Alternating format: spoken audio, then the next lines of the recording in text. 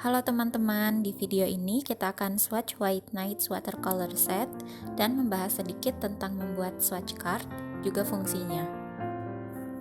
Jadi, ini adalah White Nights Watercolor Set 36 warna, dia artist grade, isinya berupa full pens atau whole paint, lebih besar dibanding half pen ya. Watercolor ini buatan Rusia di bawah brand Nevskaya Palitra. Alasan saya membeli watercolor set ini karena pengen fokus mendalami landscape painting. Watercolor ini banyak direkomendasikan oleh para urban sketcher maupun landscape artist lainnya, terutama karena didominasi dengan warna-warna berpigmen tunggal.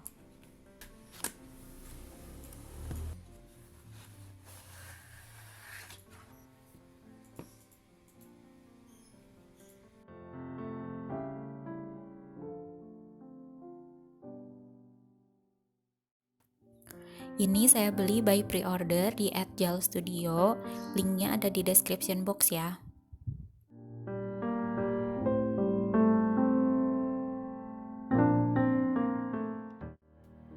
Mixing paletnya bisa dilepas pasang seperti ini.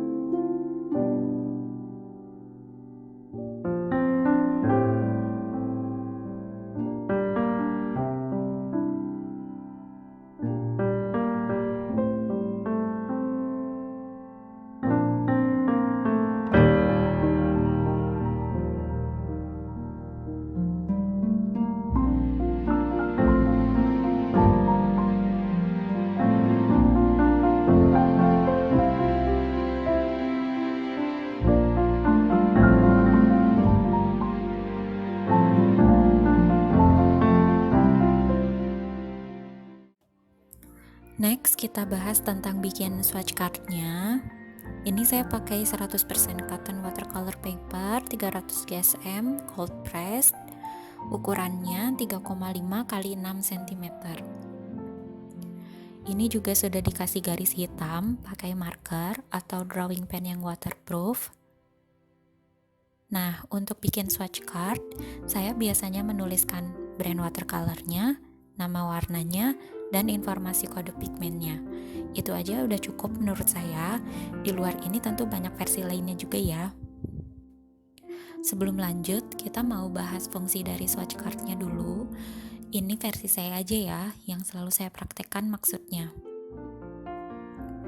Jadi, ini koleksi swatch card saya dari berbagai brand cat air. Ini ada yang belinya tube satuan, ada juga yang mini pen gitu. Saya swatch aja sekalian kenalan sama warna-warna juga. Biasanya saya bolongin dan kumpulin di gantungan seperti ini. Tujuannya supaya memudahkan saya ketika mencari dan membandingkan warna. Contoh, misalkan saya mau melukis dari foto ini. Nah, saya sandingkan si foto dengan swatch cardnya sambil cari warna yang mendekati. Misalkan untuk awannya kita bisa pakai warna permanent blue violet ini kan. Lalu untuk langitnya kita bisa pakai warna quinacridone red ini. Dan untuk bebatuannya kita bisa pakai warna neutral tint. Itu dia salah satu fungsi swatch card yang benar-benar saya rasakan dan selalu saya praktekkan sampai sekarang. Selain itu, dengan swatch card kita bisa menghindari membeli warna yang sama. Misalkan ceritanya, di sini saya udah punya warna permanent rose dari Winsor Newton dengan kode pigmen PV19. Lalu saya lihat-lihat brand Holbein, ada warna yang tanda kutip lucu gitu, namanya Quinacridone Red, dan tiba-tiba pengen beli. Nah, baiknya sebelum kita beli, kita cek dulu ke website brand yang bersangkutan untuk lihat pigmen dari warna yang kita incar itu apa sih. Ternyata Quinacridone Red ini PV19 juga, dan warnanya mirip-mirip sama permanent rose. Beda sedikit banget. Oh, berarti saya udah punya nih PV19, walaupun dengan nama warna yang berbeda. Jadinya nggak perlu lagi deh beli Quinacridone Red. Gitu. Tapi ini balik lagi aja ya ke preference masing-masing.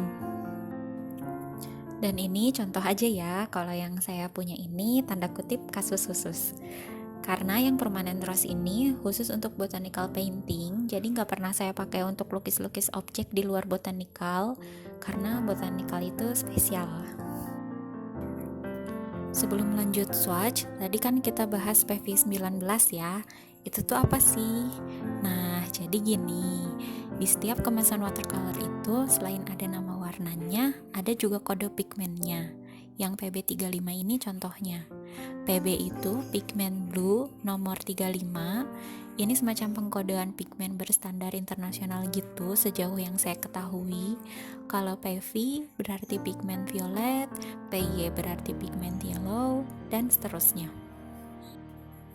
Bahkan di boxnya pun ada keterangan seperti ini. Ini untuk white next ya contohnya. Keterangan-keterangan seperti ini minimalnya pasti ada di setiap watercolor yang artist grade. Ada juga beberapa di student grade.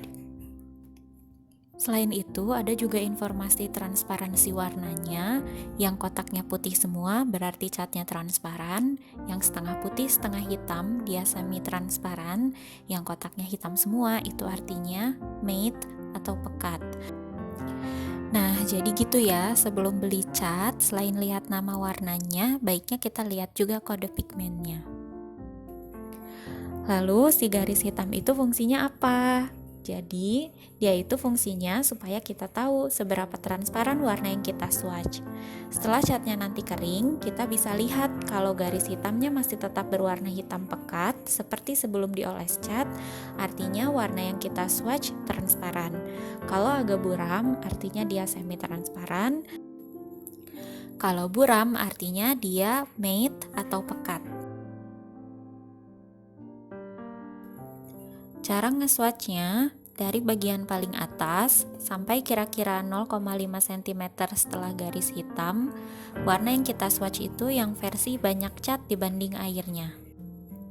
Semakin ke bawah, sedikit demi sedikit kita tambah komposisi airnya, sehingga yang paling bawah adalah versi warna tersebut yang paling transparan atau yang paling banyak airnya.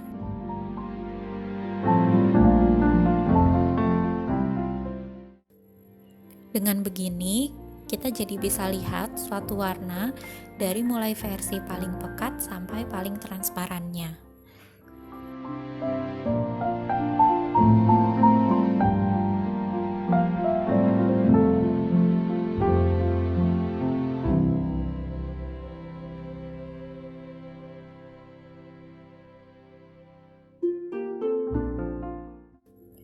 Teman-teman bisa lihat dia creamy banget ya catnya, gampang banget di rewet, pigmented juga udah pasti.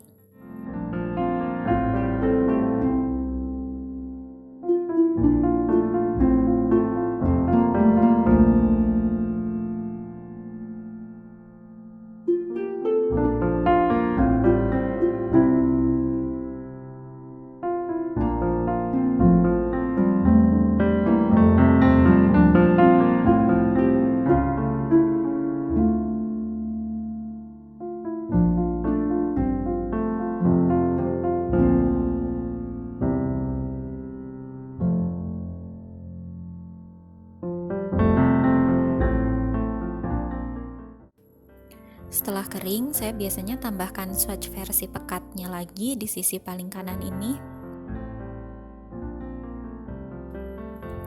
Dan selesailah swatch card kita. Dengan begini, kalau kita lupa sama warna-warna tertentu, kita nggak perlu lagi nge-swatch mendadak. Jadi hemat cat juga. Ini penampakan cat keesokan harinya setelah 24 jam kemudian, masih tetap lembab banget ya.